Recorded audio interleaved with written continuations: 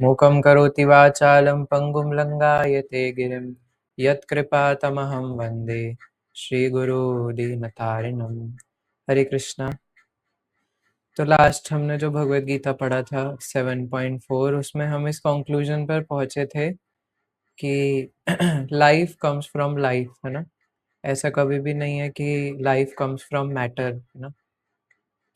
तो आज हम उसी के आगे 7.5 पढ़ेंगे। अपरिमितस्त्वन्यां प्रकृतिं विद्धि मे पराम् प्रकृतिं विद्धि मे पराम्। जीवभूता महाबाहो ययेदं धार्यते जगत्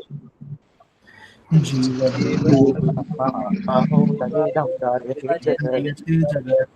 अपरयम् इतः तु अन्यां प्रकृतिं विद्धि मे पराम् प्रकृतिं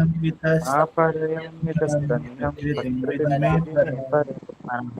जीवभूता महाबाहो ययेदं धार्यते जगत् जीवभूतं महाबाहो यायिदं धर्यते जगत्। अपरमितस्त्वन्यां प्रकृतिं विद्धि मे पराम् जीवभूता महाबाहो ययेदं धार्यते जगत् अपरिमितस्तवन्यां प्रकृतिं विद्धि मे पराम्। जीवभूतं महाबाहो यायिदं धर्यते जगत्। अनुवाद तात्पर्य जगत गुरु श्रील प्रभुपाद द्वारा। श्रील प्रभुपाद की जय। हे महाबाहु अर्जुन, इनके अतिरिक्त मेरी एक अन्य पराशक्ति भी है जो उन जीवों से युक्त है जो इस भौतिक अपरा प्रकृति के साधनों का विदोहन कर रहे हैं। तात्पर्य, इस श्लोक में स्पष्ट कहा गया है कि जीव परमेश्वर की परा प्रकृति शक्ति है। अपरा शक्ति तो पृथ्वी जल अग्नि वायु आकाश मन बुद्धि तथा अहंकार जैसे विभिन्न तत्वों के रूपों में प्रकट होती है। भौतिक प्रकृति के ये दोनों रूप स्थूल तथा सूक्ष्म अपरा शक्ति के ही प्रतिफल है। जीव जो अपने विभिन्न कार्यों के लिए अपरा शक्ति का विदोहन करता रहता है, स्वयं परमेश्वर की पराशक्ति है और यह वही शक्ति है जिसके कारण सारा संसार कार्यशील है। इस दृश्य जगत में कार्य करने की तब तक शक्ति नहीं आती जब तक कि पराशक्ति अर्थात जीव द्वारा यह गतिशील नहीं बनाया जाता। शक्ति का नियंत्रण सदैव शक्तिमान करता है, अतः जीव सदैव भगवान द्वारा नियंत्रित होते हैं। जीवों को अपना कोई स्वतंत्र अस्तित्व नहीं है, वे कभी भी समशक्तिमान नहीं, जैसा कि बुद्धिमान मनुष्य सोचते हैं। श्रीमद् भागवत में जीव तथा श्री भगवान के अंतर को इस प्रकार बताया है। दशम स्कंद से है ये। अपरिमिता ध्रुवास्तनुभृतो यदि स्वर्गता स्तर्हि न शास्यतेति नियमो ध्रुवनेत्रथा अजनी च यन्मयं तद्विमुच्य नियन्त्रित भवेत् सममनुजानातां यद्मतं मत दुष्टतया। हे परम शाश्वत, यदि सारे देहधारी जीव आप ही की तरह शाश्वत एवं सर्वव्यापी होते तो वे आपके नियंत्रण में न होते, किंतु यदि जीवों को आपकी सूक्ष्म शक्ति के रूप में मान लिया जाए तब तो वे सभी आपके परम नियंत्रण में आ जाते हैं। अतः वास्तविक मुक्ति तो आपकी शरण में जाना है और इस शरणागति से वे सुखी होंगे। उस स्वरूप में ही वे नियंता बन सकते हैं।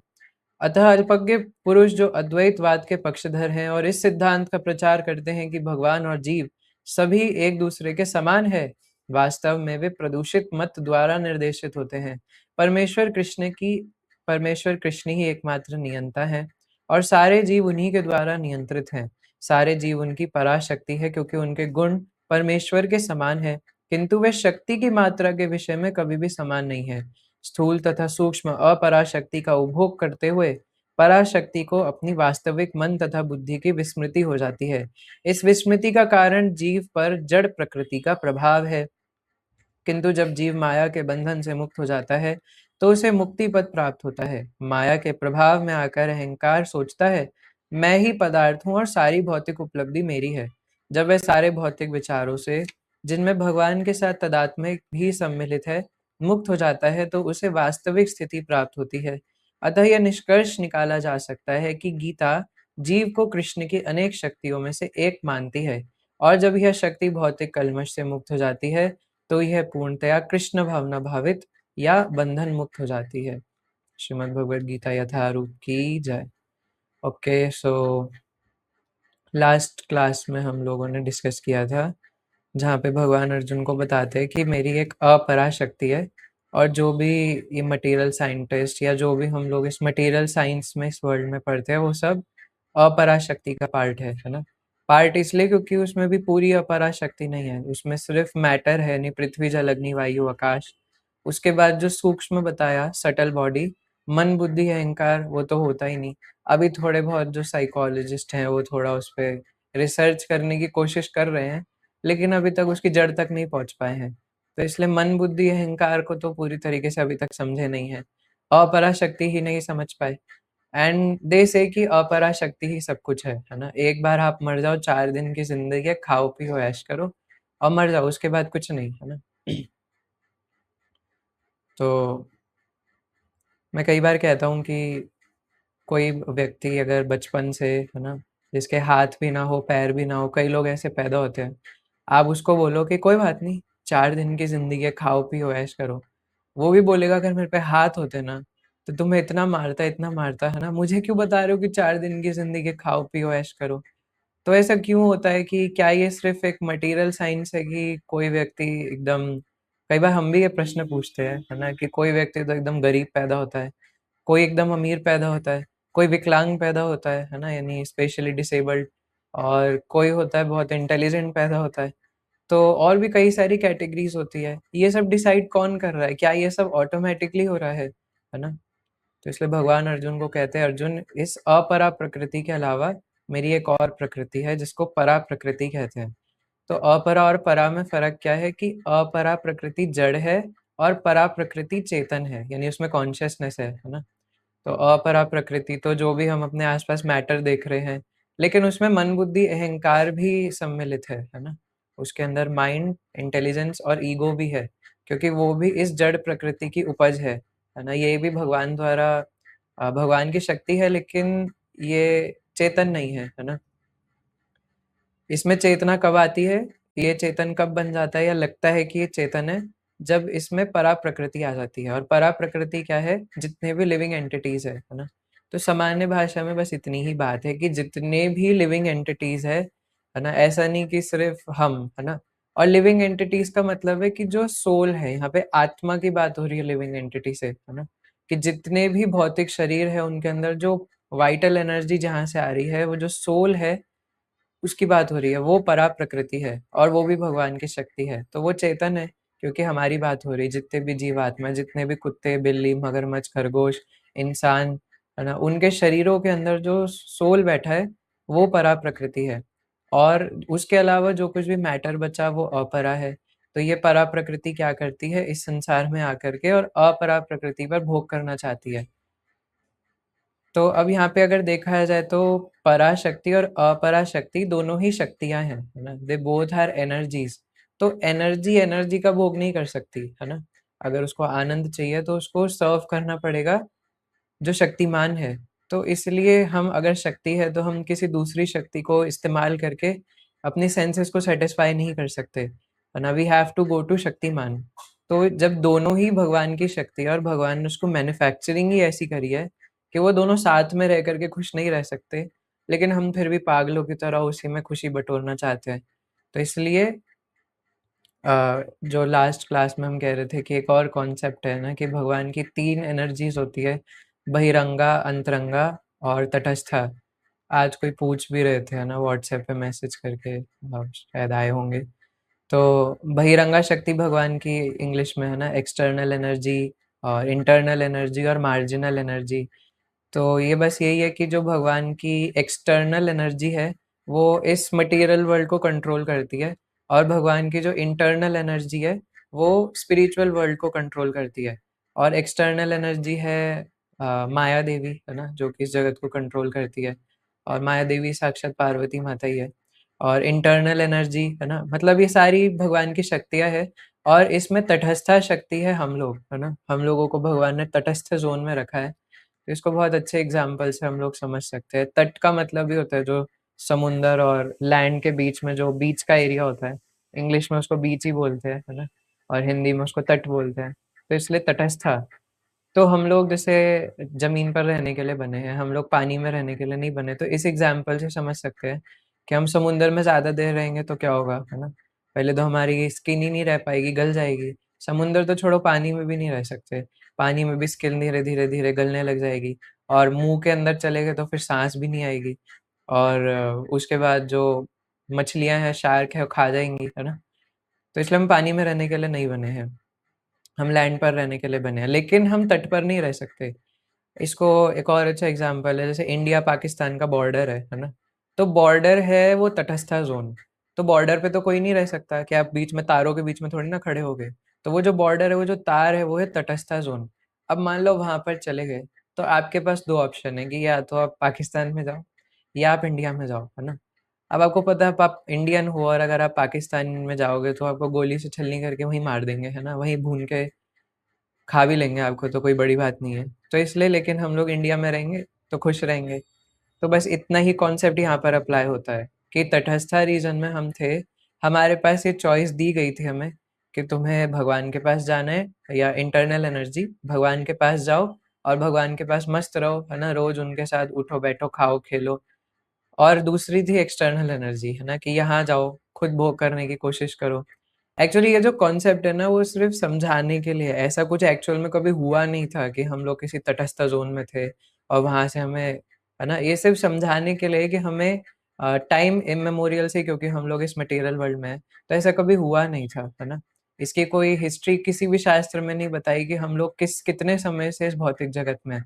इसलिए ये सवाल ही गलत है कि मैं भौतिक जगत में कब से हूँ। इसकी हिस्ट्री है ही नहीं कहीं शास्त्रों में, है ना? लेकिन ये जरूर भगवान अर्जुन को दूसरे अध्याय गीता में बताते हैं कि अर्जुन, है ना, एक जो, ना तो ये राजा ऐसा था कि कभी ना हुए हो और कभी ना रहेंगे, और ना ऐसा था कि तुम ना रहे हो और तुम ना रहोगे। तुम ना रहे हो इसका मतलब है कि तुम्हारा कभी जन्म ही नहीं हुआ, है ना?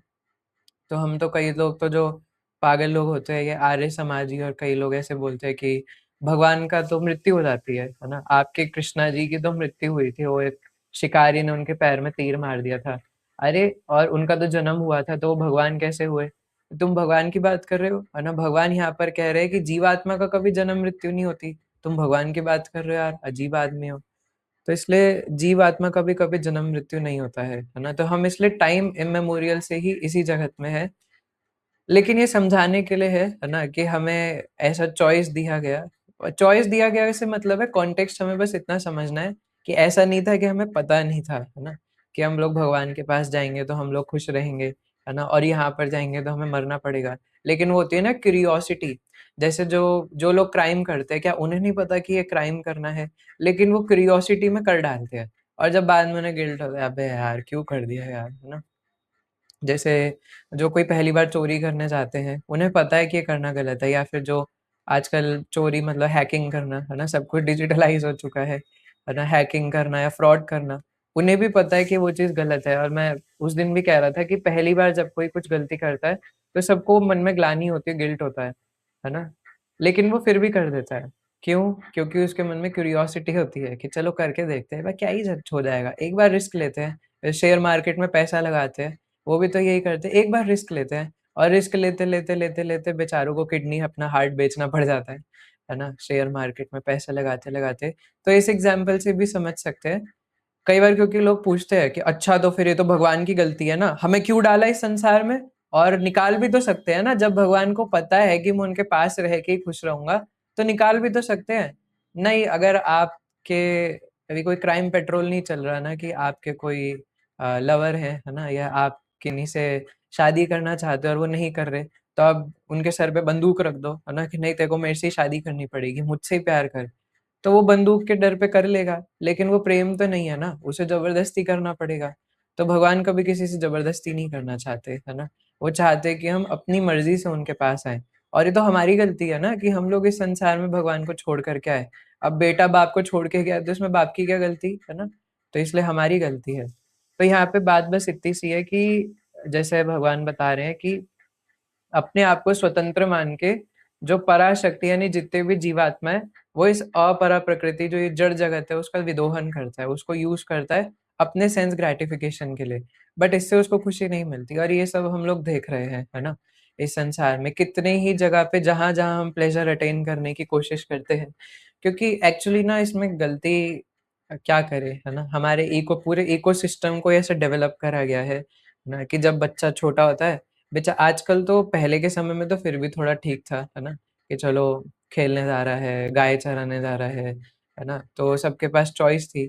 लेकिन आजकल तो पूरा इकोसिस्टम ही ऐसा बना दिया कि बचपन बचपन से ही बच्चे को बोला जाता है कि चलो, है ना? वो 3-4 साल का हुआ नहीं, उसको उससे 2 किलो भारी बैग पकड़ा कर के चलो बेटा ट्यूशन जाओ, है ना?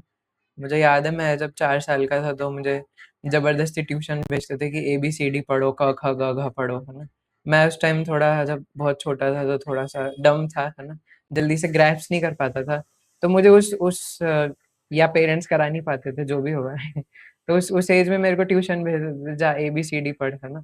और फिर वहाँ पे फिर उसके बाद बच्चा बड़ा होता है थोड़ा-सा, फिर उसको वहीं से प्रेशराइज़ करने लग जाते हैं। आजकल तो ख़ासकर फर्स्ट सेकंड क्लास के बच्चे को, चलो बेटा इंग्लिश में पोएम सुनाओ, है ना? और फिर थोड़ा-सा बड़ा हुआ नहीं कि चलो बेटा कोडिंग सीखो, है ना? चलो सीए की तैयारी करो, जेईई नीट की तैयारी करो। तो उसको बचपन से ही बताया जाता है कि तुम पैसे कमाओगे तो ही तुम्हें खुशी मिलेगी, तो तुम्हें नौकर बनना है और तुम्हें नौकर बनने के बाद पैसा कमाना है, पैसा कमाने के बाद तुम्हें शादी करनी है और सब उसी भेड़-चाल में चल रहे हैं, है ना? हाँ, आजकल तो 6th क्लास के बच्चे भी जेईई नीट की तैयारी कर रहे हैं। वो जो सालों पहले एजुकेशन सिस्टम बनाया था, आज भी फॉलो हो रहा है ना? तो जबकि सीट्स इतनी लिमिटेड है और इतने लाखों बच्चे एक ही चीज़ के लिए भेड़-चाल में चल रहे हैं, क्यों? है ना? कभी कोई क्वेश्चन ही नहीं करता, क्वेश्चन करते भी हैं तो भी उसी में चले जा रहे हैं।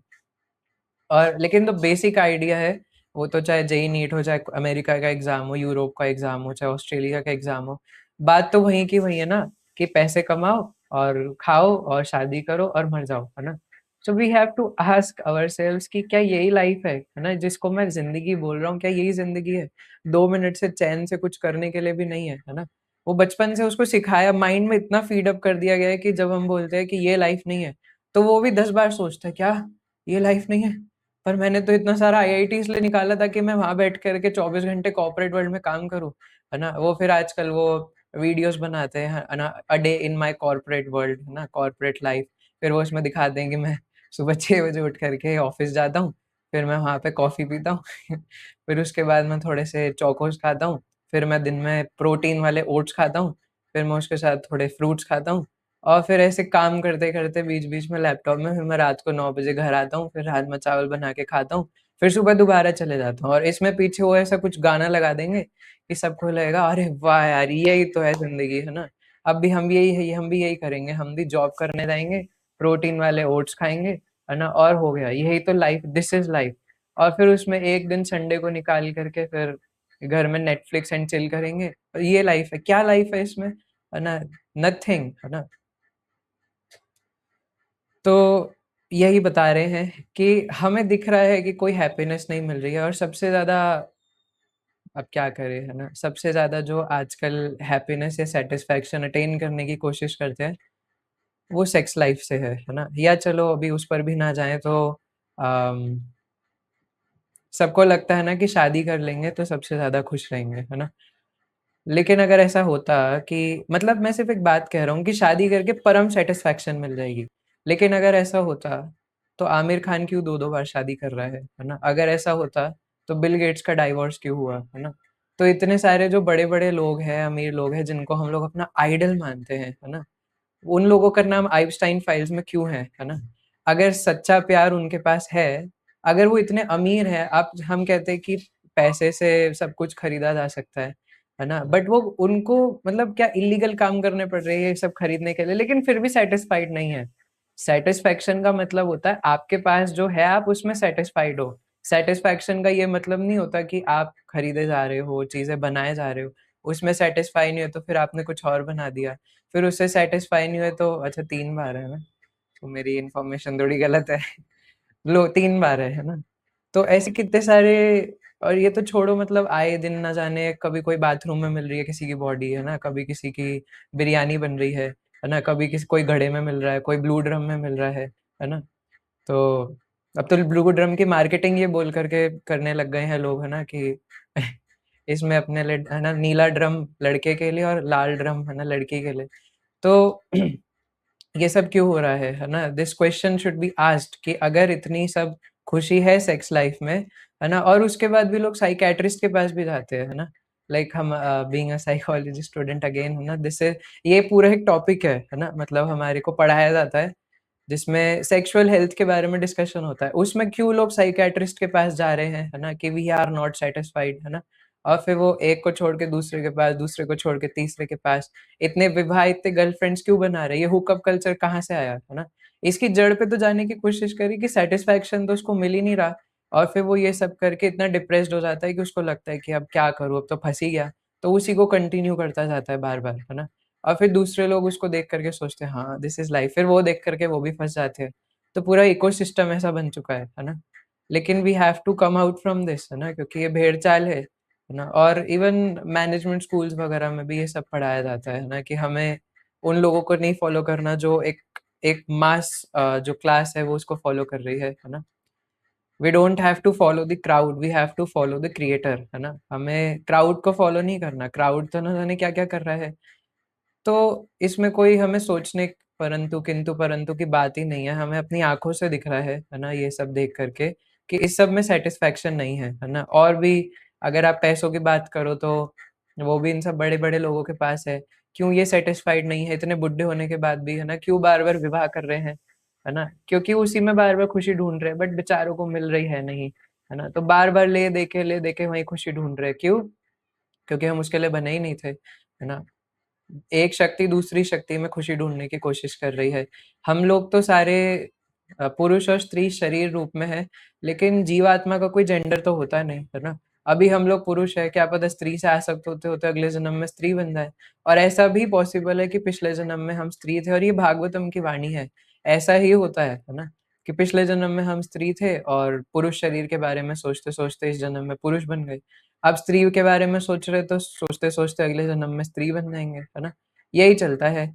और क्या होगा कि अगर आपने थोड़े हीनियस एक्टिविटीज़ करी है, पाप कर्म करे और सच में स्त्री से आसक्त थे, तो फिर आप एक कुत्ते के शरीर में पैदा होगे जो कि फीमेल है ना? तो या फिर आप कोई कोई भी जानवर बन जाओगे जो फीमेल है ना? ऐसा ही होता है। हम लोग भागवतम के अंदर पुरंजन की कथा देखते हैं, है ना? वो अपनी वाइफ पुरंजनी से इतने ज़्यादा आसक्त थे कि मृत्यु के समय जब साक्षात काल उनको पकड़ के ले गया, तो भी वो यही सोच रहे हैं, है ना? मेरी पुरंजनी का क्या होगा? जब मैं घर आता था और कहता था कि बगल वाले देश के राजा से मेरी लड़ाई हो गई, तो वो बिठा कर के मुझे पूछती थी, है ना? "मत रोइए नाथ, मत रोइए", है ना? क्या लाऊँ आपके लिए बताइए? मैंगो शेक बना के लाऊँ आपका सर थोड़ा ठंडा हो जाएगा। और ये सब वो करती थी, है ना? अब क्या होगा मेरी पुरंजनी का? मेरे बच्चों का क्या होगा, है ना? जो आते थे पापा पापा लॉलीपॉप खाओगे लॉलीपॉप, है ना? अब उनका क्या होगा? तो ऐसे सोचते-सोचते अगले जन्म में खुद, है ना?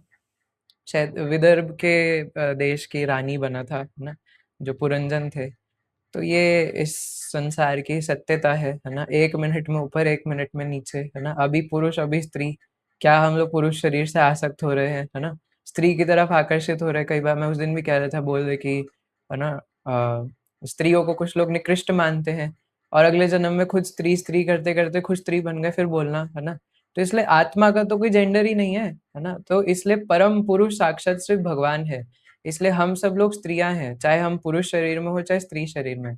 अब यहाँ पे हम लोग स्त्री है का मतलब है कि स्त्री का मतलब वो बायोलॉजिकल वाला स्त्री नहीं है। पुरुष का मतलब होता है जो एन्जॉयर है। हम लोग एन्जॉयर नहीं बन सकते कभी, हम टू बी एन्जॉयड है। अब आप एक टेस्ट भी करके देख सकते हो, है ना? कभी आपका जन्मदिन हो और आप खुद एक केक खरीद कर के लाओ या आप अपने और भी कोई दोस्तों को भी एक बहुत बड़े 5 स्टार होटल में ले जाओ, है ना? और 3-4 दोस्तों को ले जाकर के खूब तगड़ी पार्टी दे दो और फिर आप बाहर आओ और आप बाहर देखो कि कोई गरीब बैठा है और वो गरीब ने बिल्कुल कुछ भी एकदम भूखा है, उसके आँसू निकल रहे हैं, उसने कुछ खाया नहीं है और आप खा के आए हो, अकेले 5,000 का खाना आप लोग खा के आए हो, एक जना 5,000 का खाना और अब आप इसको एक ₹50 का सैंडविच खरीद कर के दे दो, है ना? तो आप खुद देख लेना कि आपको जो 5,000 का खुद खा के आए थे उसमें ज़्यादा खुशी मिल रही है या इसको ₹50 का दे कर के उसके आँखों से फिर जो खुशी के आँसू आएँगे, उसको देख कर के खुशी मिल रही है ना? आप खुद ऐसा कोई भी एक्सपेरिमेंट और भी मतलब ये तो एक बहुत बड़ा एक्सपेरिमेंट हो गया, है ना? मतलब आप समझ गए कि मैं क्या कहना चाह रहा हूँ, है ना? कि दूसरों को सर्व करने में हमें ज़्यादा सैटिस्फैक्शन मिलता है ना? तो मैं भी जब पहली बार मैंने एक हाउस प्रोग्राम में प्रसाद वितरण किया था ना, उससे पहले ना मैं सिर्फ़ जाता था और लाइन में बैठ के प्रसाद पा लेता था, है ना? तो फिर लेकिन प्रसाद पाने में मुझे उतना सैटिस्फैक्शन नहीं फ़ील होता था। एक दिन मैंने सोचा बहुत हो गया, आज मैं प्रसाद वितरण करूँगा। तो मैंने बाल्टी उठाया और प्रसाद वितरण करने लग गया। और फिर जब मेरे से बोलते थे कि एक पूरी एक्स्ट्रा मिल सकती है, उसको देने में जो सैटिस्फैक्शन होता था ना, वो एक अलग ही लेवल का था। और फिर ऐसे करते मतलब मैंने देखा कि जो चीज़ें मैंने सोच रखा था कि लास्ट में मैं पाऊँगा, वो ख़त्म हो गई दूसरों को देते-देते। लेकिन उसमें ज़्यादा आनंद आ रहा था पता नहीं कैसे, है ना? आप करके देख लो ये चीज़, इसमें कोई रॉकेट साइंस नहीं है ना? आप अपने घर पे भी ये चीज़ कर सकते हो कि अपना मन मार करके कभी किसी दूसरे की सेवा करके देखो, आपको ज़्यादा सैटिस्फैक्शन फ़ील होगा। और ये जो उड़ते हुए थंब और दिल आ रहे हैं, इसका मतलब है कि आप रिलेट कर रहे हैं, है ना? तो यानी कि मेरी बात सत्य है, क्योंकि यही बात है कि हम लोग सेवा करने के लिए बने हैं। हम लोग सेवा पाने के लिए बने ही नहीं हैं, है ना? तो इवन नॉर्मल लोगों की सेवा करके जब इतनी खुशी हो रही है, तो हमें श्री भगवान की सेवा करनी चाहिए। हमारे आचार्य कहते हैं, श्रील भक्ति विनोद ठाकुर कई भजनों में बताते हैं कि जैसे एक चौकीदार होता है ना, एक चौकीदार किसी बहुत बड़ी कोठी के बाहर खड़ा हुआ है और कोई आए उससे रिलेटिव उसका मिलने और बोले, "ये गुप्ता जी का घर है क्या?" है ना? तो वो बोले, "नहीं, ये मेरा घर है।" वो चौकीदार उसको चौकीदारी करने के लिए रखा है। बोले, "नहीं जी, ये मेरा घर है ना?" तो जब मालिक को पता चलेगा, वो कितना मारेगा उसको, है ना? या नहीं भी मारेगा तो क्या उसका घर है क्या वो? उसको तो एक छोटे से सेंटर में बैठने के लिए दिया गया कूलर लगा के, कि यहाँ पर बैठ कर के रखवाली करो घर की, कोठी की। तो ऐसे ही हमारा जो शरीर है या फिर इस संसार में हमें जो-जो रोल्स दिए गए हैं, कोई स्टूडेंट है, कोई कुछ कर रहा है, कोई कुछ कर रहा है और कोई अपने माता-पिता की सेवा करना चाहता है, कोई अपने भाई-बहन की, कोई अपने बहनों की शादी कराना चाहते हैं ना? कोई अपने फ्रेंड्स का ना जाने क्या-क्या नहीं करना चाहते, लेकिन उनसे हमारा कोई संबंध नहीं है। हम बोले ये मेरा है, जहाँ ये बोल देते हैं कि मेरा है वहीं से दिक्कत चालू हो जाती है ना? तो इसलिए हमें क्या करना है, ये हमें एक बड़ी-सी कोठी विशाल कोठी हमें दी है और हम उसके चौकीदार हैं। जब तक हमें चौकीदारी करने के लिए रखा है तब तक वो हमारा है। आप चले जाओगे तो कोई नया चौकीदार आ जाएगा, फिर देख कर के रोएँगे, "अरे! ये तो मेरे जाने के बाद और खुश है ना?" कई बार जो कई लोग अहंकार में आकर के बोलते हैं, "मैं मर गया तो मेरे घरवालों का क्या होगा? मैं मर गया तो तुम रह नहीं पाओगे, मैं मर गया तो तुम्हारा क्या होगा?" अरे तुम मर जाओगे तो और अच्छे से चलेगा, है ना? तुम बोझ बने हुए हो।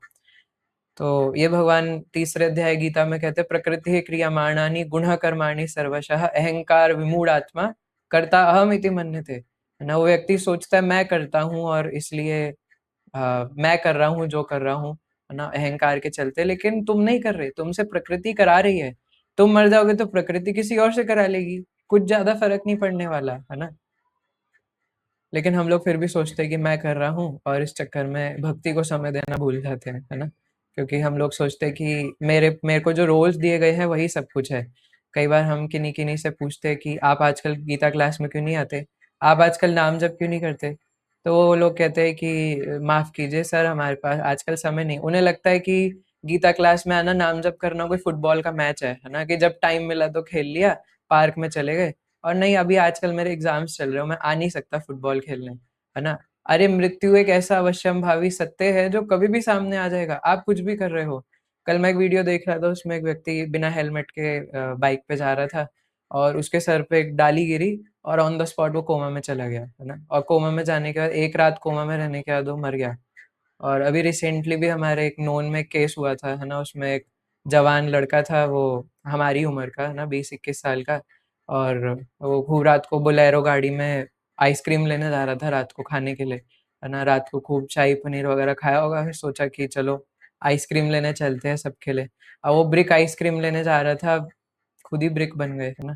क्योंकि वो बोलेरो गाड़ी पलटी और वहाँ पर उसी में, है ना, जय निताई हरि बोल हो गया उनका।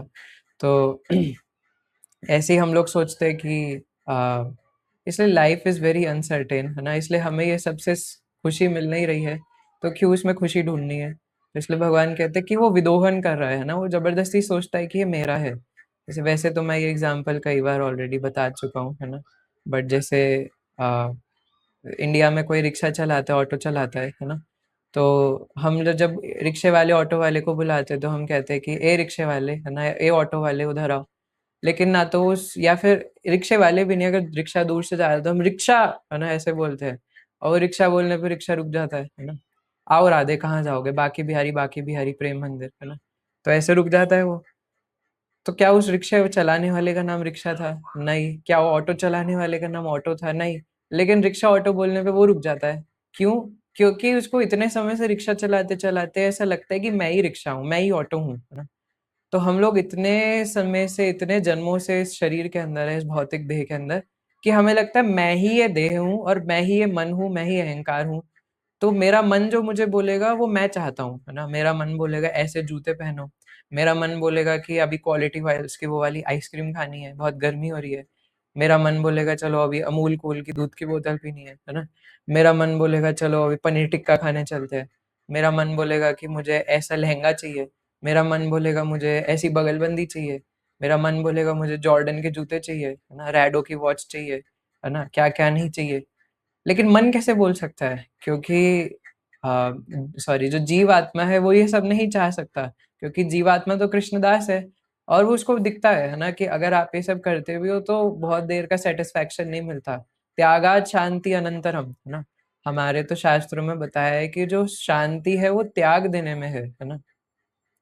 जैसे इवन नॉर्मली भी अब किसी पे पैसे नहीं है, उस पे त्यागने के लिए कुछ है ही नहीं, है ना, मतलब उस पे चोरी होने के लिए कुछ है ही नहीं।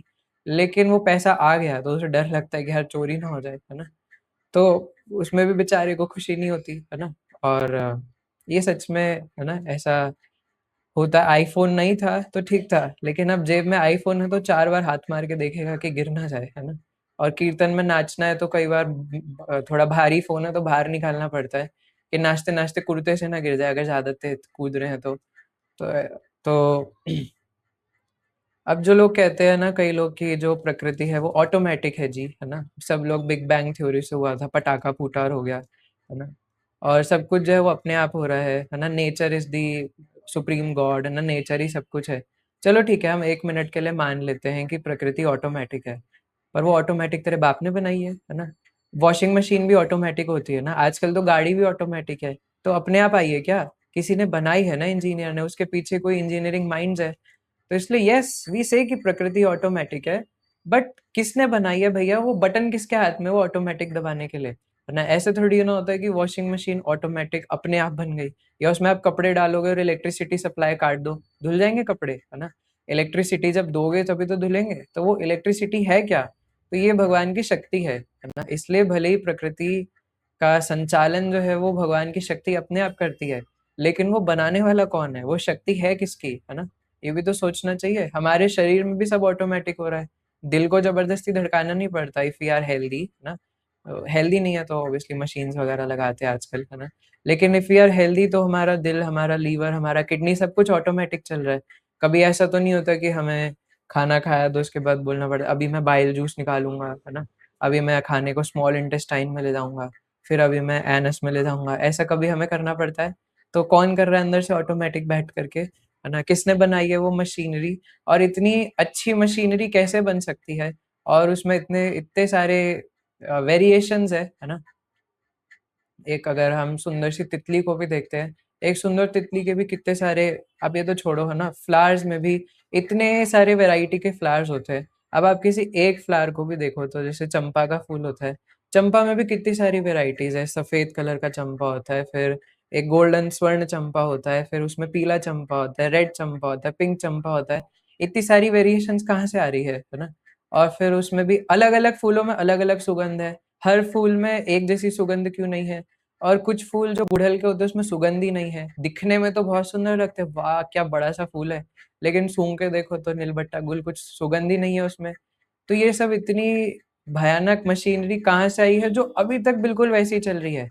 कभी भी कोई गलती क्यों नहीं हो रही कि नींबू के पेड़ पर सेब उग जाए? ऐसा क्यों नहीं हो रहा कभी भी, है ना? कोई गलती हो ही नहीं रही है, जैसा बनाया था बिल्कुल वैसे का वैसे ही चल रहा है। या तितली का बच्चा मेंढक बन जाए, ऐसे कभी होता है ना, कि तितली ने मेंढक को जन्म दे दिया, है ना? वो सब बिल्कुल एग्जैक्ट परफेक्ट मैकेनिज्म, है ना। और हमारे शरीर में भी अगर हम अपने सिर्फ आंख को देखें तो हमारे हमारी डिजाइनिंग भी, अभी बोलते हैं सब बिग बैंग थ्योरी है ना। आपको पता है, जैसे आप ये सब आपने पढ़ा है ना, आईज चैप्टर में, कि हमारी जो आईज में इमेज बनती है रेटिना पर वो उल्टी बनती है ना।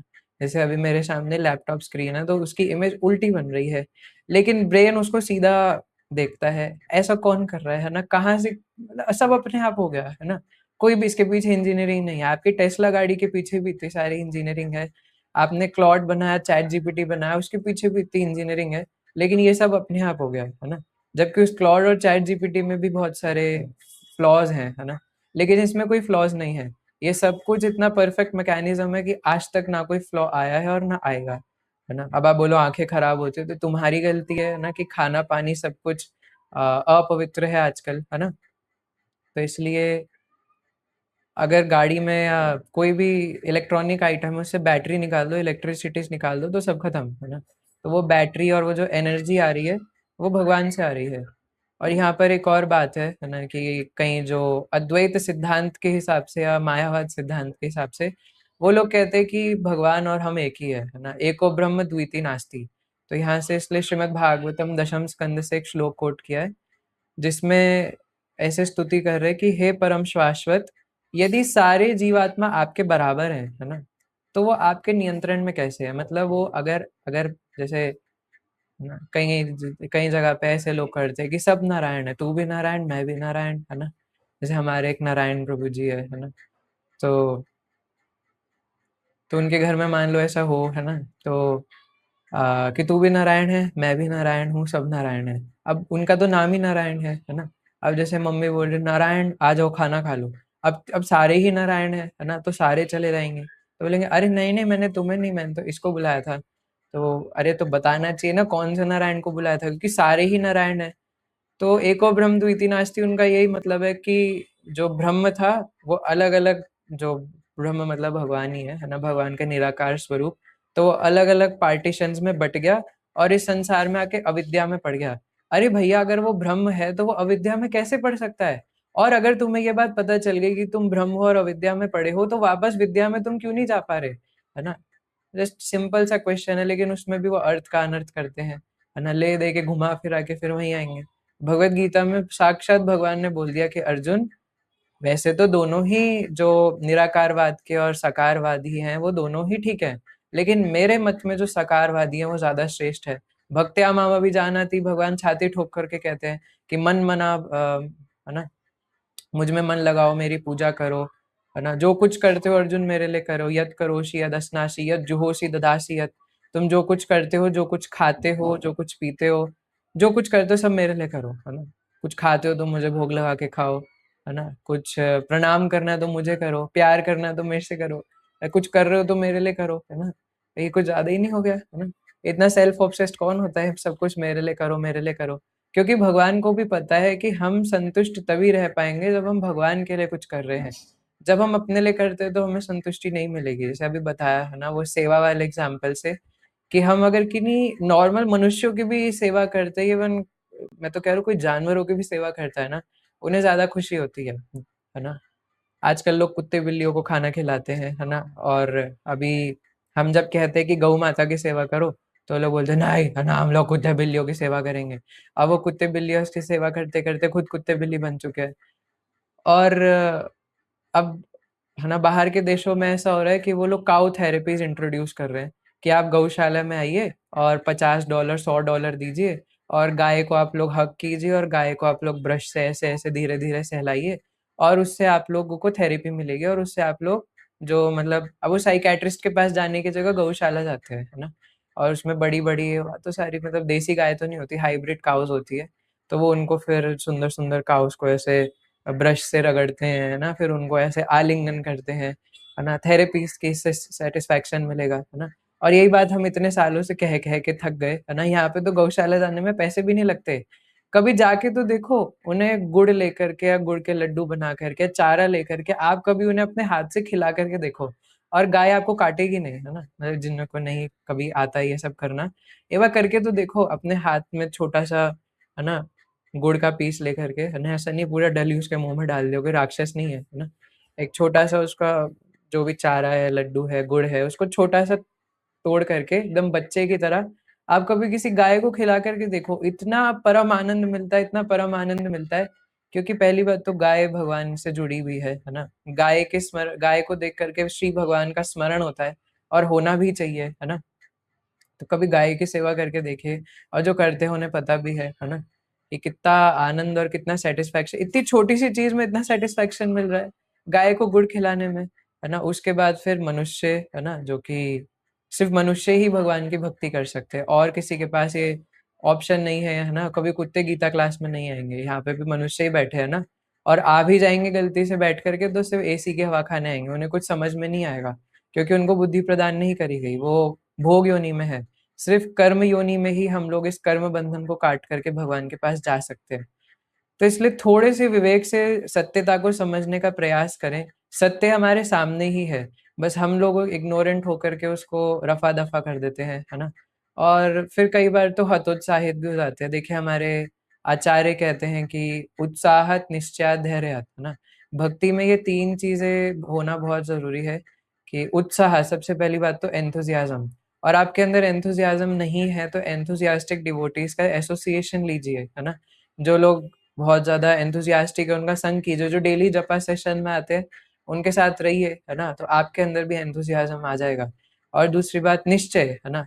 ये डिटर्मिनेशन होना चाहिए कि मैं बिल्कुल सही रास्ते पर हूँ, और ये डिटर्मिनेशन कब नहीं रहता, जब हम लोग ग्रंथ अध्ययन करना छोड़ देते हैं या भक्तों के अंदर दोष दर्शन करते हैं, जब हम गलत ही गलत देखना चाहते हैं, है ना? हर व्यक्ति के अंदर कुछ न कुछ गुण भी है, दोष भी है, लेकिन जब हम सिर्फ़ दोष पकड़ते हैं या ग्रंथ अध्ययन नहीं करते या एक उचित पर्सनैलिटी से हम लोग श्रवण नहीं करते, तो फिर हम लोग ये गलती करते हैं, है ना? हमारा निश्चय चला जाता है, हमें लगता है यार, पता नहीं भक्ति करना कुछ होता भी है कि नहीं, है ना? मैं तो इतने साल से कर रहा हूँ, मुझे तो कुछ मिला नहीं। वो इतने साल से कर रहा था, उसे तो कुछ मिला नहीं।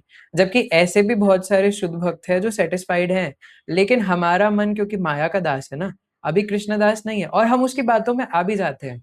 तो वो मन हमें सिर्फ़ उन्हीं लोगों का दर्शन कराएगा, जो लोग अच्छे से भक्ति नहीं कर रहे, और फिर हम देखें, देखा, मैंने तो कहा था भक्ति में ही खोट है, इसलिए तो ये व्यक्ति सैटिस्फाइड नहीं है। और फिर हर चीज़ में बहाने बनाएँगे, है ना? कि हम लोग भी इसलिए भक्ति नहीं कर रहे, उसलिए भक्ति नहीं कर रहे, है ना? मुझसे उठा नहीं जाता, मुझसे ये नहीं करा जाता, मुझसे जपा नहीं होता, मुझसे रीडिंग नहीं होती, मुझे भगवद गीता समझ ही नहीं आती। अरे प्रयास तो करो भैया, है ना? आपको अगर नहीं भी करना, आपके लिए सब हेल्प करने वाले हैं। आपको ग्रंथ अध्ययन, आपको पढ़ना नहीं आता, ठीक है, आप गीता क्लास में आ जाओ, वो कोई नहीं बोल रहा आप संस्कृत पढ़ो। यहाँ पर आकर के सुन लो, है ना? आपको सुबह उठा नहीं जाता, ठीक है, हम लोग कॉल करके उठा देंगे, है ना? इतनी हेल्प करने के बाद भी अगर आप कोई ना माने, तो फिर वो यमराज के पास जाके बहाना नहीं बना सकता, है ना? क्योंकि मृत्यु अवश्यंभावी है।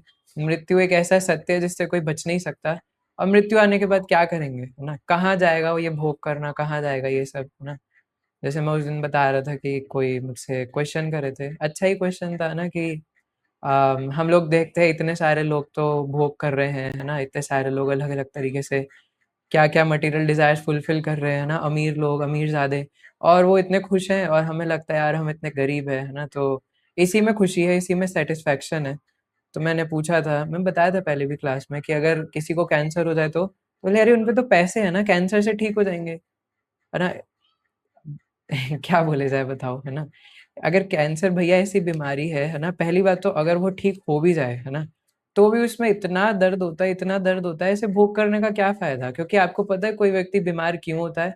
अपने कर्म फलों के कारण। आपने बुरा कार्य किया था इसलिए आपके शरीर में कोई भी बीमारी आई है ना? शुद्ध भक्तों को छोड़ कर के, शुद्ध भक्त ऐसा इसलिए करते ताकि हम इंस्पिरेशन ले सकें कि बीमारी में भी भक्ति हो सकती है ना? तो जो गुरुजन हैं उनको छोड़ कर के वो कर्म बंधन में नहीं फँसे हुए हैं। लेकिन हमारे साथ हमारे प्रारब्धों की वजह से हो रहा है ना? जो कोई भी बीमारी हमारे शरीर में, किसी को पेट दर्द है, किसी को डायबिटीज़ है, किसी को कोलेस्ट्रॉल है, किसी को कौन-सा क्या है ना? आजकल तो ना जाने नई-नई बीमारियाँ, ये सब का कारण सिर्फ़ एक ही है कि हम लोगों ने भोग बहुत किया है, और हम लोग भगवान से हट के पाप कर चुके हैं, है ना? भगवान से दूर होना ही अपने आप में पाप है ना? कोई बोले कि हमने तो कोई गलत काम नहीं करा, जी हम तो किसी का गलत नहीं सोचते, हम तो सब अच्छा काम करते हैं। हम भक्ति नहीं करते, लेकिन हम अच्छा काम करते हैं। How do you know what is अच्छा काम, है ना? तुम्हें कैसे पता कि अच्छा काम क्या होता है ना? एक ऐसे तो कसाई भी बोलेगा कि मैं तो अपना पेट पालने के लिए, अपने घरवालों का पेट पालने के लिए बकरे काटता हूँ, मैं तो इसलिए जानवरों को मारता हूँ। तो मैं तो अच्छा ही काम कर रहा हूँ, मैंने क्या गलत किया? आप कैसे कह सकते हो कि वो अच्छा काम है? ऐसे तो हर व्यक्ति के अच्छे काम की डेफिनिशन अलग होगी। We have to ask from a superior person कि व्हाट इज़, है ना? What is to be done and what is good. And what is bad, है ना। तो इसलिए जिसने हमें बनाया है वो मैन्युफैक्चरर बता रहे हैं कि क्या गलत है और क्या सही है ना। 16वें अध्याय के 23वें श्लोक में भगवत गीता में भगवान कहते हैं कि जो शास्त्र अनुचित कर्म नहीं करता, जो शास्त्र के हिसाब से नहीं चलता, उसे भौतिक खुशी तक नहीं मिलेगी, है ना। उसे परम आनंद की तो बात ही छोड़ दो, उसे खुशी तक नहीं मिलेगी, सेटिस्फेक्शन भी नहीं मिलेगा। और शास्त्र तो भगवान की वाणी ही है। वेदेश्च सर्वमहमेव वेद्यः, वेदों का पर्पस है भगवान कृष्ण को जानना। तो अगर हम सिर्फ इतनी सी बात जान जाए कि वासुदेव सर्वमिति सुमहात्मा सुदुर्लभ, है ना, ऐसा महात्मा दुर्लभ है जो बस इतनी सी बात समझ जाए कि वासुदेव सर्वमिति, कृष्ण ही सब कुछ है ना। तो अगर वो कृष्ण को सब कुछ मान करके, अब देखो ना, यहाँ पर कभी भी माता पिता की सेवा करने को मना नहीं किया, पढ़ाई करने के लिए भी मना नहीं किया, लेकिन बस इसको कर्म से हटा करके सेवा बनाना है ना। कि मैं माता पिता की सेवा इसलिए नहीं करूंगा क्योंकि वो मेरे माता पिता नहीं, है ना, ये नहीं। मैं माता पिता की सेवा इसलिए करूंगा क्योंकि वो भी कृष्ण के बच्चे हैं, वो कृष्ण के दास हैं। और किसी की सेवा करना सबसे बड़ा है उसको कृष्ण देना, है ना। ऐसा नहीं कि वो, अब कई लोग कहते हैं कि, है ना, जी वो मेरे मम्मी पापा चाहते हैं कि मैं ब्याह कर लूं, शादी कर लूं, है ना, इसलिए अपने मम्मी पापा को खुश करने के लिए मैं शादी करना चाहता हूँ, है ना। कभी पूछ करके देखो जो शादी कर चुके हैं कि क्या मम्मी पापा सेटिस्फाइड हो जाते हैं। कुछ दिनों की चलती है ना, जब नई नई विवाह होता है, उसके बाद फिर वही तू मैं चिक चिक, सास बहू और साजिश, है ना। तो तो ऐसे ही क्या नहीं करके हम लोग खुशी बटोर लेना चाहते। लेकिन आनंद तो एक व्यक्ति को, एक जीव आत्मा को तभी मिल सकता है जब वो श्री भगवान के साथ जाता है ना। और ऐसी अनेकों अनेकों अनेकों कथाएं हैं हमारे भागवत में, हमारे शास्त्र में, बट अभी समय की सीमा को देखते हुए, है ना। तो यहाँ पर बताते हैं जो मायावाद सिद्धांत है कि भगवान और हम एक ही हैं, है ना। तो वही बात है कि अगर हम भगवान और हम एक ही होते तो फिर हम कंडीशन क्यों है ना। एक एक व्यक्ति मुझे कॉल करके कह रहे थे कि मैं बहुत फ्रस्ट्रेटेड हूँ, है ना। पहले तो बोले बहुत फ्रस्ट्रेटेड हूँ, फिर थोड़ी देर में बोले कि एक्चुअली मैं ही भगवान हूँ, है ना। अद्वैत सिद्धांत पढ़ता हूँ आजकल और मुझे पता चला है कि मैं ही भगवान हूँ। तो मैं बोला भैया जब जब खुद ही हो तो मुझे क्यों बोल रहे हो कि मैं फ्रस्ट्रेटेड हूँ। तो बोले कि नहीं नहीं वो तो मैं लीला कर रहा हूँ अपनी, है ना, ये तो मेरी लीला है। तो कोई भी एक, है ना, इंटेलिजेंट व्यक्ति समझ सकता है कि ये पागलपंती है ना। तो सॉरी मुझे 2 मिनट अपना कैमरा ऑफ करना पड़ेगा, है ना। सो इस कारण से आ, आज के श्लोक में भगवान यही बताते हैं कि मेरी अपरा शक्ति से अलग एक परा शक्ति है जो कि सारे जीवात्मा है, और वो इस अपरा शक्ति का अपना समझ करके उनका विदोहन करती है ना, भोग दृष्टि से। तो हमें बस इतना ही चेंज करना है कि हम वहां से भोग दृष्टि हटा करके, और आ, एक सेकंड थोड़ा डिस्टर्बेंस आ रहा है।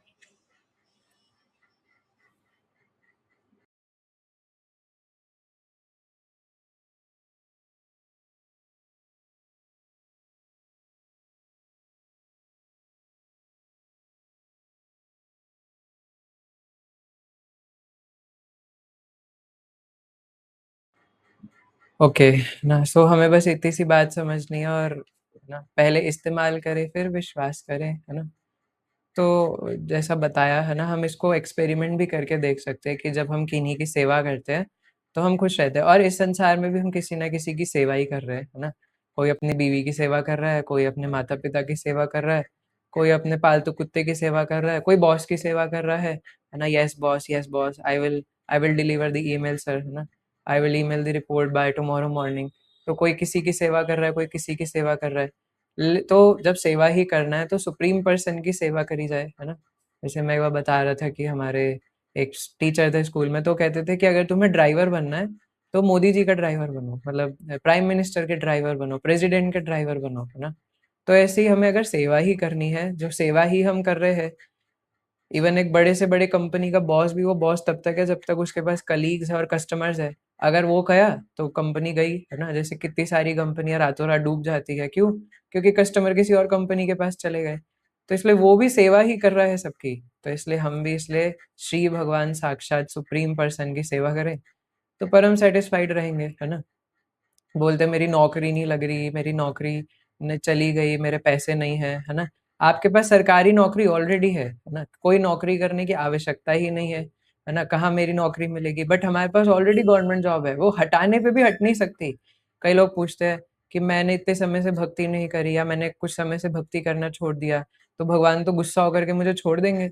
अरे वो छोड़ ही नहीं सकते, है ना? एक बच्चा जब नाली में गिर जाता है तो माता उसको छोड़ नहीं सकती, वो उसी का बच्चा है। उठा करके वापस लाएगी थोड़ी, अरे वो है ना, पति को आकर के बोले वो बच्चा नाली में गिर गया था, चलो एक नया बच्चा कर लेंगे, कोई बात नहीं, है ना? ऐसे होता है कभी? है ना? नहीं, उसी बच्चे को उठा करके लाएंगे, साफ करेंगे, धोएंगे, है ना? फिर अ, तो इसलिए भगवान कभी हमें छोड़ेंगे नहीं, है ना? ये तो हम हैं जो भगवान को छोड़ देते हैं और फिर भी उन पर आरोप लगाते हैं, है ना? कि वो हमें छोड़ देते हैं। हमने कभी भगवान का एक्चुअल में होने की कोशिश ही नहीं करी, है ना? गुप्त उद्देश्य से हम लोग इसलिए कभी एक बार हृदय से, है ना? हृदय से भगवान को बोल करके तो देखे, भगवान आज तक मैंने जो किया वो किया, लेकिन आज से मैं आपका हूँ और हमारे पास कोई ऑप्शन भी नहीं है। जैसे वो एक कोई मूवी का भी डायलॉग था ना, तेरे पास और कोई ऑप्शन है? हमारे पास और कोई ऑप्शन भी नहीं है ना? तो इतने सारे लोगों के ऊपर हम ट्रस्ट करके देख लेते हैं। एक रिक्शे में बैठते कभी नहीं सोचते कि रिक्शा पलट गया तो क्या होगा, है ना? एक्सेप्शन अगर आपको ओसीडी हो तो, है ना? या फिर कभी प्लेन में बैठ जाते हैं, ट्रेन में जाते हैं, कभी सोचते हैं रात को ट्रेन में सो भी जाते हैं स्लीपर ट्रेन में। कभी नहीं सोचते कि ये जो ट्रेन वाला है ना, वो पलट गई तो क्या होगा रात को, है ना? या प्लेन में वो जो अहमदाबाद में एक्सीडेंट हुआ था, कुछ समय तक लोग डर रहे थे, लेकिन उसके बाद अभी भी ट्रैवल करते हैं ना। क्या ट्रैवलिंग करना बंद कर दिया कि प्लेन गिर गया, क्रैश हो गया तो क्या होगा, ब्लास्ट हो गया तो क्या होगा, हाईजैक हो गया तो क्या होगा? अभी भी कर रहे हैं। कभी भी पायलट पर ध्यान नहीं दिया, है ना? कि अगर दोनों पायलट को एक साथ हार्ट अटैक आ गया तो क्या होगा, है ना? उसमें भी जाते ही है ना, ट्रेन में तो लोको पायलट होते हैं, उसको कुछ हो गया तो, है ना?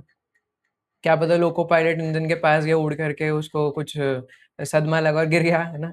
और पूरी ट्रेन ऐसी चल रही है ना? अभी सारी तो ऑटोमेटिक है नहीं, तो क्या होगा? कभी नहीं सोचते, है ना? बार-बार जैसे अभी हार्दिक गुरु जी लिख रहे हैं, बाल कटाने जाते हैं, है ना? अगर ये नाई ने मेरा कान ही काट दिया बाल की जगह तो क्या होगा? है ना? कभी नहीं सोचते। जब ऐसे बेवकूफ लोगों पे हम विश्वास कर सकते हैं, डॉक्टर के पास जाते हैं तो दवाई खा ही लेते हैं, खानी ही पड़ती है, उस पे भी विश्वास कर लेते हैं, है ना? आजकल तो लोग मतलब कैसे-कैसे लोगों पे विश्वास कर लेते हैं, घर में कोई आ रहा है, कार्ड दे रहा है, वो सर आप ना लॉटरी में 30 लाख रुपए जीत, उस पे विश्वास कर लेते हैं कि यार मैं जीत गया क्या? है ना? कहाँ पे आना है मुझे बता दो। तो ओटीपी दिया और 30 लाख आने की जगह चले गए बताओ, है ना? उस पे भी विश्वास कर लेते हैं। लेकिन भगवान जब कह रहे हैं कि मैं तुम्हारी रक्षा करूँगा और मैं मेरे बस एक बार शरणागत हो जाओ। बस इतना बोल दो कि मैंने आज तक जो किया वो किया, आज से मैं कोई बुरा काम नहीं करूँगा। और बुरा काम का मतलब है कि आज के बाद मैं अपनी इंद्रिय तृप्ति नहीं करूँगा और जो करूँगा वो आपकी इंद्रिय प्रसन्नता के लिए करूँगा, है ना? और हमें आनंद भी तभी मिलेगा जब हम भगवान के इंद्रियों की प्रसन्नता के लिए कार्य कर रहे हैं, है ना? जब हम नाम जप करते हैं तो कितना आनंद मिलता है, जब हम हरि कथा श्रवण करते हैं, है ना? आनंद मिलता है, तभी तो आप अभी तक बने हुए हैं 1 घंटे तक क्लास में, है ना? और क्या-क्या नहीं, है ना? भगवान के लिए जो कुछ भी करते हैं, भगवान के लिए कुछ पकाते भी हैं, भगवान का प्रसाद भी पाते तो भी परम आनंद होता है ना? लेकिन एक बार तसल्ली से करके तो देखें, है ना? ऐसा नहीं चलेगा कि 1-2 दिन कर लिया और उससे बात बनेगी, है ना? या फिर हवा में कर लिया, फ़ोन चलाते-चलाते नाम जप कर लिया और हो जाएगा, ऐसे नहीं, है ना? ये तरीका नहीं है, फिर कंप्लेंट करते हैं, है ना? एक कई बार मुझे कई बोलते हैं कि प्रभु जी इतना नाम जप तो कर रहा हूँ फिर भी है ना ये सब हो रहा है, वो हो रहा है। हालाँकि मैं भी उसी सिचुएशन में हूँ, है ना? लेकिन मतलब कई बार पूछते हैं ना डिवोटीज़ ऐसा कि मेरे से नहीं, है ना? सभी से इन जनरल, है ना? गुरुजनों से, शिल प्रभुपाद से ऐसा पूछते हैं कि हम इतना कुछ तो कर रहे हैं फिर भी हो क्यों नहीं पा रहा? तो फिर जब ऑफ़लाइन में मिलते हैं तो बताते हैं कि वो ना मैं फ़ोन चलाते-चलाते 8 माला करता हूँ और बाकी 4 माला मैं यूँ ही करता हूँ, है ना? तो भैया जब खुद ही को पता है कि जब नाम जब फ़ोन चलाते-चलाते कर रहे हो, फिर आप कैसे एक्सपेक्ट कर सकते हो कि आपको आनंद मिलेगा या आपको कृष्ण प्रेम मिलेगा, है ना? तो इसलिए जो विधि बताई गई है, उस विधि को पहले सही से फ़ॉलो तो करो, है ना? तब जाके बात बनेगी। 4 नियम पालन करो, 16 माला का जप करो और सुबह नाम जप के सेशन में आओ, है ना? तो है ना? ऐसे थोड़ी ना कि ऊपर से आप करो भी ना फिर दोष भी दूसरों को दो, है ना? कि भगवान मेरा मेरा ही भला नहीं चाहते, ऐसे नहीं होता, है ना? भगवान कह रहे हैं कि मेरी पूर्ण शरणागति लो, है ना? तो एक बार शरणागत होकर देख ले, जब इतने सारे लोगों पे शरणागत होकर देख लिया, धोखा ही मिला ना, तो एक जन्म भगवान पर भरोसा करके देख ले, लेकिन ऐसा भरोसा कि कंप्लीट भरोसा, फिर और किसी पर नहीं, है ना? ठीक है? तो अभी हम यहीं विराम देंगे। किसी का कोई प्रश्न है तो हैंड रेज़ कर सकते हैं। यस, हार्दिक मूली प्रभु जी। Hare Krishna, Prabhuji. Thank you so much for your wonderful class. Prabhuji, in purport, last second para, there Srila Prabhupada mentioned that in that constitutional position only can they be controllers. So, like, what does that mean, Prabhuji? Last second para, like last 8 lines. अब मैं तो वैसे हिंदी में पढ़ रहा हूँ, है ना? बट वही है कि कॉन्स्टिट्यूशनल पोजीशन हमारी एक्चुअली वही है ना, इंग्लिश में बोल रहे हैं बस वो कि हम लोग कंट्रोलर बनना चाहते हैं, है ना? और शिला प्रभुपाद भी जहाँ कहीं भी क्लास दे रहे होते हैं या पर्पट बोल रहे होते हैं, लिख रहे होते हैं, तो उसमें भी शिला प्रभुपाद यही लिखते हैं कि the living entity wants to use his minute independence and want to become a controller, है ना? हमें जो थोड़ी सी स्वतंत्रता भगवान ने प्रदान करी है, और स्वतंत्रता क्या है कि हम भगवान को चूज करें माया को, बस, है ना? वो भी कंप्लीट इंडिपेंडेंस हमारे पास है नहीं, है ना? क्योंकि कंप्लीट इंडिपेंडेंस कभी हो ही नहीं सकती। तो वो कंप्लीट जो माइन्यूट इंडिपेंडेंस है उसका यूज करके फिर हम लोग भगवान से दूर भाग जाते हैं, फिर दुख झेलना पड़ता है ना? तो लेकिन अगर अपनी कॉन्स्टिट्यूशनल पोजीशन में रहेंगे तो हम एक्चुअली कंट्रोलर बन सकते हैं, है ना? क्योंकि अपनी सेंसेस को कंट्रोल करके हमने भगवान की सेवा में लगा दिया, यही कॉन्स्टिट्यूशनल पोजीशन है ना? So, Prabhuji, Santosh. Srila Prabhupada meant that by being in constitutional position, we can be the controller of our senses. Yes, है ना? उनको कंट्रोल करके भगवान की सेवा, कृष्ण इंद्रिया प्रीति इच्छा धरे प्रेम नाम, है ना? बस कृष्ण के इंद्रियों के सेटिस्फैक्शन के लिए सोचना करना, है ना? जो कुछ भी कर रहे हैं, खाए तो उनके लिए खाएं, सो भी रहे हैं तो ये सोच करके करें कि मैं अच्छे से नींद लूंगा तो मेरा शरीर हेल्दी रहेगा, जिससे मैं भगवान की सेवा कर सकता हूँ। वॉशरूम भी जा रहे हैं तो ये सोच करके जाए कि मैं समय से वॉशरूम जाऊंगा, है ना? या इस प्रकार जो भी मतलब नित्य क्रिया है वो करूंगा, तो इससे मेरा शरीर हेल्दी रहेगा, जिससे भगवान की सेवा लग सकती है। तो जो भी करे उसमें ये जोड़ करके करे कि ये मैं भगवान के लिए कर रहा हूँ, है ना? अपने नाम जप और ग्रंथ अध्ययन के बाद, है ना? वो मेन है। संतोष प्रभु जी। Yes. हरे कृष्ण प्रभु दंडवत प्रणाम। नाम प्रभु जी। प्रभु मेरे को जानना था कि पराशक्ति और अपराशक्ति भगवान जी की क्या है, मेरे को कुछ बताइए। थोड़ा आप थोड़ा तेज बोल सकते हैं प्रभु जी। हरे कृष्ण प्रभु, मेरे को जानना है कि भगवान जी का पराशक्ति और अपराशक्ति के बारे में। प्रभु जी लास्ट 2 क्लास में हम लोग यही तो डिस्कस कर रहे हैं 1 घंटे से। पर नहीं आप प्रभु, वो समझ नहीं पा रहे। तो आपने मुझे ट्रॉमेटाइज कर दिया, है ना? मैं सोच रहा हूँ कि और किसी को भी ऐसा है क्या कि समझ नहीं आया, है ना? कि मैं अच्छे से समझा ही नहीं पाऊंगा। नहीं प्रभु, थोड़ा शॉर्ट में बता सकते हैं। प्रभु जी, परा प्रकृति है जितने भी लिविंग एंटिटीज है, और अपरा प्रकृति है जितना भी मैटर है, और including the mind, intelligence and ego. तो एज अ लिविंग एंटिटी हम लोग मटेरियल बॉडीज में आकर के इस मैटर का यूज करके अपने सेंसेस को सेटिस्फाई करने की कोशिश करते हैं। तो वो जो मैटर है वो सब अपरा प्रकृति है, जिसमें वो जो जड़ है, जड़ मतलब कि उसमें कोई लाइफ नहीं है, कॉन्शियसनेस नहीं है। और जितने भी लिविंग एंटिटीज है वो सारे चेतन है, क्योंकि वो, है ना, हम लोगों की बात हो रही है, जितने भी सोल्स हैं, भगवान के विभिन्न अंश। जी जी अभी ठीक है? जी प्रभु। ओके, थैंक यू प्रभु जी। यस, भानु प्रभु जी। हरे कृष्णा प्रभु जी। हरे कृष्णा। मैं ये पूछना चाह रहा हूँ कि मतलब भगवत गीता को आज की मॉडर्न लाइफ में मतलब अपने आप में कैसे उतारें आज के हिसाब से। मतलब वो जो श्लोक हैं वो तो उस टाइम पे फिट बैठ रहे हैं, लेकिन आज की जो मतलब जनरेशन है, आज की जो मॉडर्निटी है, इसमें मतलब इसको कैसे फिट बैठाएं। ऐसा नहीं है प्रभु जी, है ना? भगवान जो, क्योंकि भगवान खुद शाश्वत है, तो इसलिए भगवान जो बोलते हैं वो भी शाश्वत होता है। तो ऐसा नहीं है कि वो उस टाइम के लिए एप्लीकेबल था बट आज के लिए नहीं है। क्योंकि जब अर्जुन को भगवान गीता बता रहे थे तो भगवान ने बोला, अर्जुन मैं तुम्हें ये पहली बार नहीं बता रहा, ये मैं 12 करोड़ साल पहले सूर्यदेव को बता चुका हूँ। और फिर सूर्यदेव से यही ज्ञान आगे ट्रांसफर हुआ था मतलब कई युगों तक हुआ होगा, और वो भी फॉलो हुआ था। लेकिन काल क्रम में वो छिन्न भिन्न हो गया था, तो तुम्हें दोबारा बता रहा हूँ। तो इतनी नॉलेज वही है, तो श्लोक कभी नहीं बदलते। तो हाँ, बट ये है कि आज के उसको जनरेशन में कैसे अप्लाई करें, उसके लिए प्रभु जी हमें ऐसे भक्तों के संग में रहना पड़ेगा, है ना, जो अप्लाई कर रहे हैं, है ना, उनको देख देख करके हम सीख सकते हैं, और ऐसे क्लास में सुन सुन करके, है ना। जैसे बताया कि पहले के जो लोग थे वहाँ पे राजा, है ना, और प्रजा, और मतलब मंत्री, राजा मंत्री और ये सब होते थे, है ना, घड़े बनाने वाले, और उसमें कुछ नाट्य शास्त्र भी होता था, ये सब, है ना, नाटक करने वाले, गाना गाने वाले, लेकिन थोड़ा अलग प्रकार का होता था, है ना।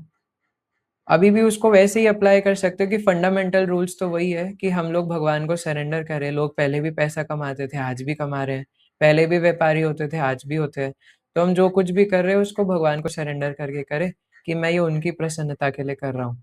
कि मैं, अगर पहले हमारी थिंकिंग ये थी कि पैसा आएगा तो ही मेरा घर चलेगा, मैं कमाऊंगा तो ही चलेगा, तो उस थिंकिंग को बंद करके ये करें कि पैसा मुझे कमाना है अपने शरीर को चलायमान रखने के लिए, क्योंकि अब मैं गृहस्थ आश्रम में हूँ तो मैं खाली तो बैठ नहीं सकता, तो इसलिए मुझे अपनी बॉडी को चलाने के लिए कुछ ना कुछ करना है, और पैसे इसलिए कमाने हैं ताकि ये जो गोवर्धन रूपी मेरा जो घर है, जो मुझे भगवान ने दिया है, अब इसको मैं अच्छे से मेंटेन कर सकूँ। इसको चलाने के लिए 30,000 रुपए चाहिए, तो मैं अच्छे से 35,000 रुपए ला करके, है ना, उसको अच्छे से मेंटेन कर सकूँ, ताकि बिना किसी टेंशन के उस घर की छत के नीचे बैठ करके भजन हो सके। तो मतलब जो कुछ भी है उसको भजन से जोड़ दें, है ना, उसको भगवान से जोड़ दें, कि जो कुछ भी कर रहा हूँ भगवान के लिए कर रहा हूँ। जैसे मैं उस दिन बता रहा था कि एक फैमिली थी, है ना, तो उनका जो पूरा का पूरा, पहले एक जने से शुरू होकर के, और पूरी फैमिली ही, मतलब 4 भाई थे और चारों के चारों भाई कृष्ण भक्त बन गए, और फिर वो चारों सुबह आकर के मंगला आरती में आते हैं, है ना, गृहस्थी है सारे, है ना, जॉब्स वगैरह भी करते हैं, लेकिन अब जो कुछ भी करते हैं वो भगवान के अराउंड रिवॉल्व करता है ना, कि जब, एक मिनट, एक तो ना डिस्टर्ब करते रहते हैं क्लास के बीच में। तो जो कुछ भी है वो भगवान के आसपास रिवॉल्व करता है ना, कि जब पैसे भी कमा रहे हैं तो ये सोच करके कि मैं भगवान के लिए कमा रहा हूँ, है ना, और जब कमा लिया तो उसको भगवान के लिए यूज करें, भगवान के भक्तों के लिए यूज करें, है ना, अपने लिए जो नीडफुल है उसको भी इस भावना से यूज करें कि अपने शरीर को चलाऊंगा तो इससे भजन होगा। लेकिन शरीर को चलाना और शरीर को लग्जरियस बनाना, इसमें फर्क होता है ना, इन दोनों में फर्क है, हम लोग जानते हैं। जब हमारा काम नॉर्मल जैकेट में भी चल सकता है, लेकिन हम लोग उसमें अरमानी की जैकेट पहनना चाहते हैं ना, 2 लाख रुपए की, तो इसमें फ़र्क है। हम लोग ये नहीं बोल सकते कि मैं इतनी महँगी जैकेट पहनूँगा तो ही मैं सर्दी से बचूँगा, है ना? तो ये सिद्धांत है कि बिल्कुल ये श्रीमद् भागवतम में भी बताया है कि जो बेयर मिनिमम है, उस बेयर मिनिमम में हम लोग रहें, और बाकी सब कॉन्शियसनेस अपना जो कुछ भी है, वो सब भगवान की सेवा में लगा दें। सो आई होप इट हेल्प्स प्रभु जी। हार्दिक प्रभु जी का नाम वैसे बहुत सुंदर है ना, जैसे ही मैं पढ़ता हूँ तो मुझे भानुनंदिनी श्रीमती राधा रानी का स्मरण होता है। Yes, Hardik Prabhu ji. Uh, Probably, actually, I have this doubt. Like we know that there is like internal energy and marginal energy. So, like we know that all living entities are having independence and having freedom. So that means that whoever is there in this material world are belonging to only marginal energy, Proji. Like for example, there are internal energy also. For example, Madhumangal and all the sakas of Krishna. So don't they have independence and like I'm not like only to clarify and only to understand that I'm not saying that they will, but will the internal energy never fall down from its spiritual world and नहीं, come to the material world? So does that mean that they are not having independence? ऐसा नहीं है ना प्रभु जी। 2 लोग होते हैं, 3 लोग होते हैं, नित्य सिद्ध, नित्य बद्ध और नित्य मुक्त। तो नित्य सिद्ध वो लोग हैं जो कभी स्पिरिचुअल वर्ल्ड से आए ही नहीं, है ना। ऐसा नहीं उनको इंडिपेंडेंस नहीं थी, है ना, इंडिपेंडेंट तो सब है, लेकिन उन्होंने भगवान को ही चूज किया हमेशा से, और हम लोगों ने हमेशा से माया को चूज किया। तो हम लोग नित्य बद्ध हैं, हम लोग हमेशा से यहीं पे थे, ऐसा कभी समय नहीं था कि हम लोग गोलोक में थे और वहां से गिरे हैं, इसलिए गोलोक से कोई नहीं गिर सकता, है ना। और दूसरी बात ये कि तीसरे होते हैं बद्ध मुक्त, है ना? जो कि हम लोग यहाँ पर बद्ध है और जब यहाँ से मुक्त होकर के जाएँगे, तो वो कैटेगरी है बद्ध मुक्त की। तो यहाँ से वहाँ जाया जा सकता है, वहाँ से यहाँ नहीं आया जा सकता। Yes, sir. But Prabhu, like I humbly ask that if they are also having independence, like how can we be pakka that they'll not fall down? Because they are having independence, right? क्योंकि प्रभु जी उधर माया प्रवेश ही नहीं कर सकती, है ना? जब माया नहीं प्रवेश कर सकती, तो फॉल डाउन कैसे होगा? मैं कल भी तो शायद सीबी क्लास में कह रहा था, है ना? आपने सुना नहीं होगा मे बी। आप ऐसा कैसे एक्सपेक्ट कर सकते हो? वहाँ 24 घंटे कोई भगवान की सेवा में लगा रहता है। वहाँ पे ऐसा कैसे पॉसिबल हो सकता है कि आप भगवान के कंधे पर हाथ रख कर के गाय का दूध निकाल रहे हो और कृष्णा ना दूध पियोगे और दूध पीते-पीते बूम करके संसार में आ गए, ना भोग करूँगा। ऐसा कैसे हो सकता है? तो जब वह श्रील राधा गोविंद महाराज बता रहे थे कि जब माया गोलोक में प्रवेश ही नहीं कर सकती, अरे गोलोक तो छोड़ो, कैलाश धाम में शिव जी अपनी गोदी में बिठा के रखते हैं माया देवी को, है ना? माया देवी को गोदी में बिठा करके भागवतम बोल रहे थे जब चित्रकेतु महाराज सामने आए थे, है ना? तो ऐसा कैसे हो सकता है कि माया देवी वहाँ गोलोक में चली जाएगी, है ना? वहाँ तो उनका कुछ चलता ही नहीं, जहाँ कृष्ण तहाँ नहीं माया अधिकार। तो जहाँ कृष्ण होते हैं माया का अधिकार नहीं है और माया ही किसी को फोर्स कर सकती है इस जगत में आने के लिए। तो इसलिए that is not possible. Yes, Prabhuji. Prabhuji, then like why did like then Krishna create marginal energy also? If everyone would be internal energy, then there would be no suffering of this material world, right, Prabhuji? Internal energy, क्योंकि उसमें भगवान को ज़्यादा खुशी नहीं मिलेगी, है ना? तो उनको चाहिए कि उनके साथ कोई लीला वगैरह करने के लिए, क्योंकि internal energy is quite more personal, है ना? लेकिन हम लोग विभिन्न है बिल्कुल, तो पूरे तरीके से हम लोग मतलब भगवान जैसी क्वालिटीज़ है हमारे अंदर, लेकिन लिमिटेड है ना? तो भगवान को ऐसे लोग चाहिए थे, उनकी इच्छा है ना? अब ये तो उन्हीं से पूछोगे आप जाकर के क्यों बनाया, है ना? ये तो वही बता सकते हैं कि आपने 3 एनर्जीज़ क्यों बनाई, है ना? ये आप मुझसे नहीं पूछ सकते। है ना?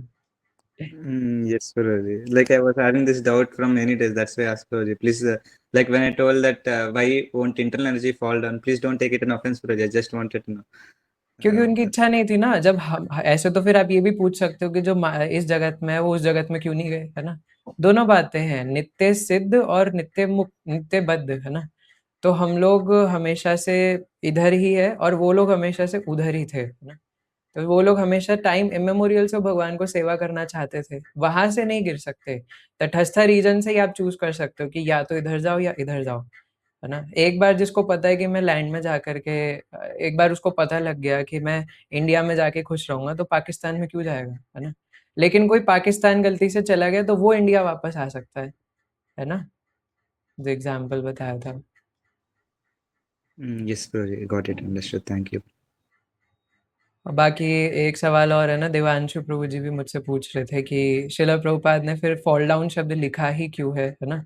मतलब फॉल डाउन का मतलब क्या होता है कि ऐसा कई जगह शिला प्रभुपाद ने कोट किया है। पहली बात तो आप ये देखो है ना कि वैसे तो ये देखो जो सत्य है वो है ना? ये एक ओपिनियन है कि हम लोग गोलोक से गिरे हैं, है ना? लेकिन आप देखोगे कि हमारे ये गौड़ीय सिद्धांत में किन्हीं भी आचार्य के आप टीका में निकाल करके दिखा दो कि हम लोगों का फॉल डाउन हुआ है गोलोक से, है ना? किन्हीं भी आचार्यों का निकाल दो, है ना? जैव धर्मशिला भक्ति विनोद ठाकुर महाशय की उसमें पूरा एक चैप्टर है इसके ऊपर कि हमारा फॉल डाउन नहीं हुआ, है ना? और उसके बाद चैतन्य चरितामृत में भी श्लोक है कि अनादिर बहिर्मुख जीव, है ना? तो हम लोग अनादि काल से बहिर्मुख है भगवान से। और शिला प्रभुपाद के कुछ इंग्लिश ट्रांसलेशंस को चेरी पिकिंग करने की जगह आप, या पॉपर्स को चेरी पिकिंग करने की जगह कहीं से भी निकाल करके दिखा दो, है ना? कोई भी वैष्णव सॉन्ग दिखा दो या कोई भी आचार्य की टीका दिखा दो। ना जीव गोस्वामी ने, ना विश्वनाथ चक्रवर्ती ठाकुर ने, बलदेव विद्याभूषण जी ने कहीं भी ऐसा नहीं बोला है कि हम लोग वहां से गिरे हैं, है ना? अब क्वेश्चन आता है शिला प्रभुपाद ने ऐसा क्यों बोला, है ना? तो पहली बात तो शिला प्रभुपाद ने एग्जैक्टली ये बोला ही नहीं है कि हमारा फॉल डाउन हुआ है ना? उसको गलत तरीके से हम लोग कोट करते हैं। एंड सेकंड थिंग इज कि जो आचार्य होते हैं ना, वो टाइम प्लेस एंड सर्कमस्टेंसेस के हिसाब से चीज़ों को समझाने के लिए, है ना, उसको ईज़ी बना सकते हैं, है ना? अब आप इस बात को देखो कि शिला प्रभुपाद पाश्चात्य जगत में प्रचार कर रहे थे, है ना? अब उनको ये बोला जाए कि तुम हमेशा से यहीं पढ़े हो, तो वो बहुत ज़्यादा डिमोटिवेट हो जाएँगे, है ना? इसलिए एक कारण ये भी हो सकता है ना? बाकी वैसे तो श्रील प्रभुपाद ने कहीं पर एग्जैक्टली ये बोला ही नहीं है। श्रील प्रभुपाद ने भी कई जगह भागवतम के पर्पट्स में इस बात को सपोर्ट किया है कि हम लोग इस जगत में ही थे हमेशा से, है ना? बस उसको बाल की खाल निकालने के लिए, है ना, हम थोड़ा-सा ऐसे घुमा-फिरा करके ये सवाल करने लग जाते हैं, है ना? लेकिन ऐसा कभी होगा क्या कि श्रील प्रभुपाद कुछ ऐसा बोलेंगे जो बाकी आचार्यों ने नहीं बोला?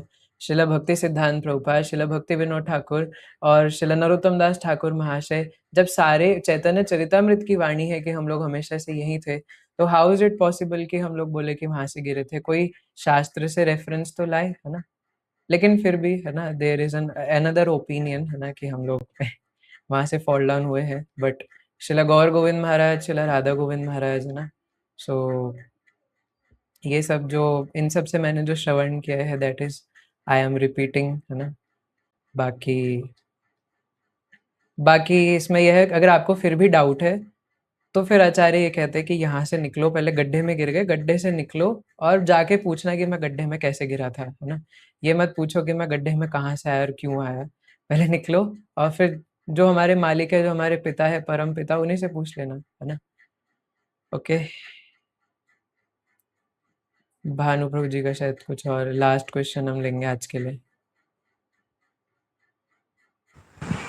हरे कृष्णा प्रभु जी, मैं ये पूछ रहा हूँ, मतलब ब्रज के कुछ संत हैं, तो उनकी व्याख्या ये है कि वो गोलोक नहीं जाना चाहते हैं, तो मतलब वो ब्रज में ही रहना पसंद कर रहे हैं, लेकिन गोलोक को मतलब वो प्रेफर नहीं कर रहे हैं, तो मतलब किस लिए? ये तो प्रभु जी हो संत ही बता सकते हैं, है ना? तो ये वो जो ब्रज के संत है वो वही बता सकते हैं कि वैसा क्यों सोच रहे हैं। कि हमारे चैतन्य महाप्रभु कहते हैं, ना धनम न जनम न सुंदरीम कविताम वा जगदीश कामय मम जन्मनि जन्मनीश्वरे भवताद भक्ति रहे तो कि त्वयि, है ना? कि मेरी कोई धन संग्रह करने की अभिलाषा नहीं है, ना सुंदर स्त्रियों के साथ रमण करने की अभिलाषा है। मुझे तो मुक्ति भी नहीं चाहिए, मैं तो जन्म जन्मांतर का मतलब है वो इधर ही आना चाहते हैं, है ना? लेकिन ऐसा नहीं है, जन्म जन्मांतर बोल करके उनका मतलब है मुझे कितने ही जन्म क्यों ना लेने पड़े, मैं तो बस आपकी सेवा करना चाहता हूँ, मैं जहाँ कहीं भी रहूँ, है ना? अब ये तो वही बता सकते हैं कि ऐसा क्यों सोचते हैं, क्योंकि ये भौम वृंदावन है, लेकिन गोलोक वृंदावन इसका, है ना, दोनों में कोई डिफरेंस नहीं है, तो यही कह सकता हूँ प्रभु जी मैं। ओके, हमारे वैष्णव आचार्य जो गौड़ी आचार्य हैं, जितने भी है, तो उन्होंने दोनों को अलग नहीं बताया है कि भौम वृंदावन यानी कि जो इस भूमि पर वृंदावन है, इस धरती पर, और वो वाला वृंदावन कोई अलग अलग है, दोनों एक ही है। तो ये तो अब मेरे सर के ऊपर से ही जा रहा है कि गोलोक वृंदावन और ये वाला ब्रज अलग कैसे हो गया, है ना? दोनों ही ब्रज ही हैं। ओके, 3 बार हरे कृष्ण महामंत्र आप सबकी प्रसन्नता के लिए। मुझसे कोई त्रुटि हुई हो तो माफ़ कीजिएगा रस या तत्व की दृष्टि से। हरे कृष्णा कृष्ण कृष्णा हरे हरे, हरे राम हरे